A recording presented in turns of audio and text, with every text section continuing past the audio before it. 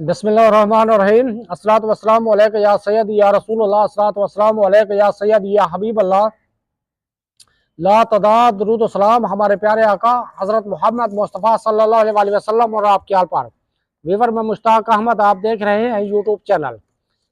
हमारा आज का टॉपिक है मूंगफली के फ़वाइद। सर्दी का मौसम जारी है।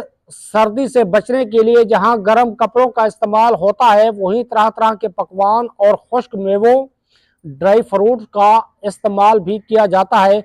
इन मेवाजात में से एक मूंगफली भी है। मूंगफली एक फलीदार पौधा है, लेकिन इसका शुमार मेवाजात में ही होता है।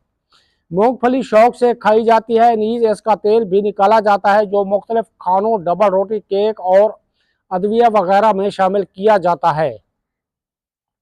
मूंगफली को लोग कच्चा भूनकर और उबाल कर इस्तेमाल करते हैं। नीज इसे मुख्तलिफ पकवानों, बिलखसूस मीठे पकवानों, स्वीट डिशेस में शामिल किया जाता है।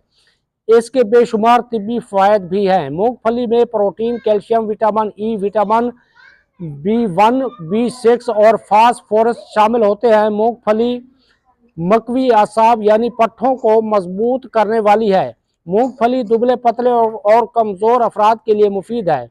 मूंगफली में मौजूद फौलाद आयरन खून के नए खुलिए सेल बनाने में मददगार है। मुट्ठी भर मूंगफली काफ़ी होती है।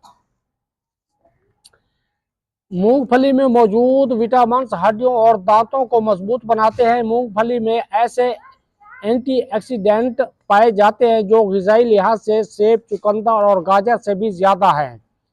एहतियात: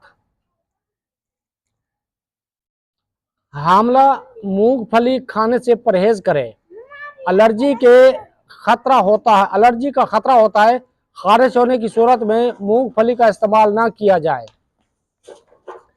कच्ची मूंगफली की बजाय भुनी हुई मूंगफली खाई जाए। व्यूअर, आप तक के लिए इतना ही। अपना ख्याल रखिए। हमारे चैनल को सब्सक्राइब करके इस वीडियो को लाइक और शेयर कर दीजिए। अल्लाह हाफ़िज़।